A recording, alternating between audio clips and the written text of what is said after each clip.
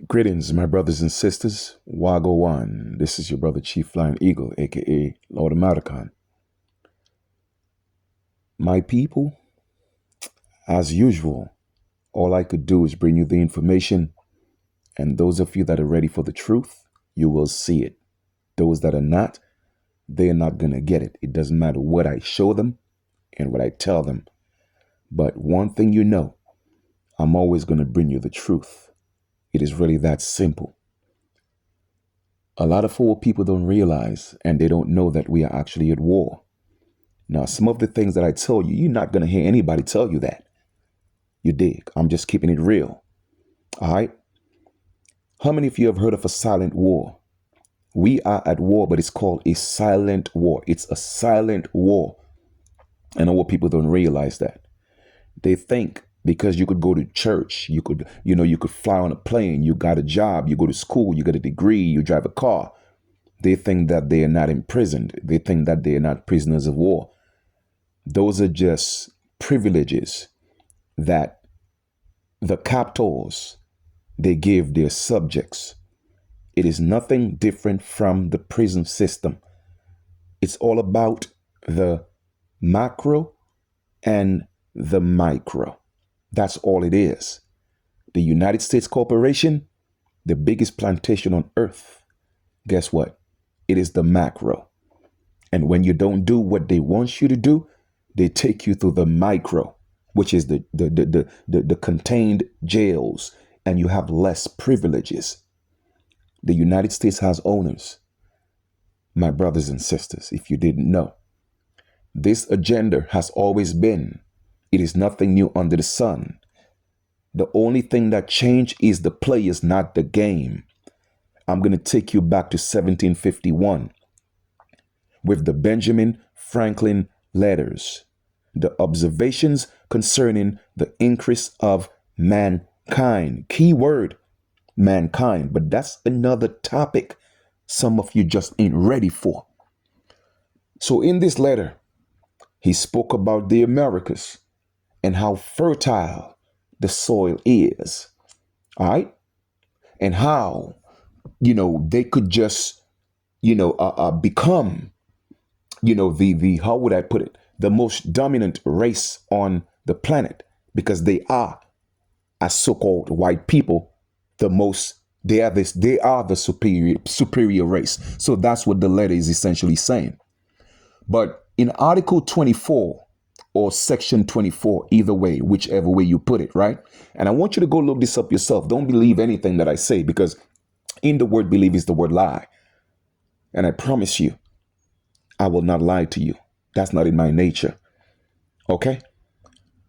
He said that in Europe, the Spaniards, the Italians, the French, the Russians, the Swedes are literally swarthy people of a dark skin complexion. He even said the Germans, okay, are a dark skinned people. So it begs the question, who are the true Germans? Who are the true Russians? Who are the true French people? Who are the true Spaniards? Who are the true Italians? They were dark-skinned people. But that's another conversation that some people aren't ready for. But what's interesting is that he gave the complexion of the people in the Americas as tawny, dark, brown-skinned people. And the ultimate goal, the moral of that letter, or the synopsis of that letter rather, was to make sure that America does not increase with dark-skinned people, only with the increase of mankind. Pay attention now. Pay attention, because that's going to go over some heads. Because like I said, I've been doing this for a very long time. I know this. All right. And that has always been the goal, to whitewash the Americas. So what do you think is happening now? Do you think it's something different from what he proposed or he instituted? No. Different players, same game. This whole birthright citizenship has nothing to do with what you think it's about. But that's just Benjamin Franklin, though, in 1751. Let me take you into more recent times with another gentleman called Captain Richard Henry Pratt. Go look it up. Don't believe anything that I say, because in the word believe is the word lie. Pratt specifically said that this is what his intentions. He even instituted and created and founded a school in 1879.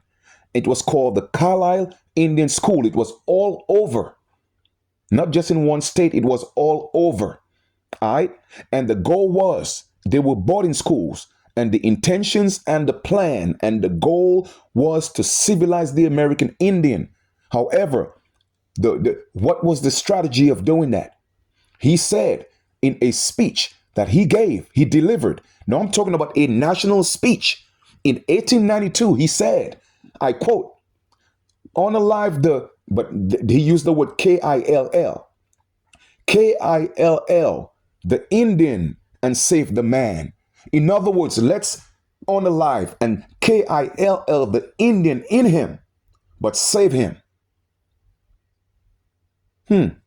Guess how they did that? By telling our people they were from Africa, by making our people black, by making our people African American, by making our people telling them that they were slaves from Africa. That's how they did it. Do you think the agenda changed? Do you think Donald Trump, right here, right now, you think he don't know about those things? You think that Donald Trump, who actually came from Germany, you think that he don't know that the original Germans are people of color? You think that they don't know all over Europe that their kings and queens were people of color? And that's what they are actually afraid of. They are in fear, and that's why they are doing what they are doing. It's out of fear. Do y'all really know what y'all talking about? Or you think you know what you're talking about? Guess what? I know what I'm talking about. So this whole birthright citizenship ain't got nothing to do with what you think it is. The reason why it is being promoted that way, and the reason why it's been insinuated that it's about us, it's all subliminal. You feel me? Because we are always being used to make sure that things go into law. Why is that? Because we are the only lawful people on the land. So once it goes into law, then it is literally transferred into the legal system, and it's used about us. It is, pardon me, is used against us. Same thing like the civil rights. The civil rights didn't have anything to do with us. We were never civilians. They were the civilians. But because it couldn't be law until we got involved as the original stewards and landlords of the land, they had to make it about us. And of course, they had help with some of our people that they bought, who sold out. You dig? But the civil rights had nothing to do with us. Same thing with the birthright citizenship. We were never slaves. We were never slaves. But they want us to think that. Why? Because it has to become law. Once it becomes law, then the real slaves will be the ones that are only legal, so to speak. I keep telling my people, you're going to learn the hard way. But it's okay though. Some of you just don't get it. Some of you will never get it. But I was sent to restore my people. I'll keep reminding you that. All right? So do your own due diligence and prove me wrong. Because like I said, I know this like the back of my hands. All right? We are literally walking into a burning building. And you have people with all these huge platforms, with this massive reach to our people, and they're spreading this misinformation to our people. No, I'm not going to say they're doing it intentionally. I'm not saying that they are not doing it intentionally. I don't know. But they are leading our people into a burning building. Watch it manifest.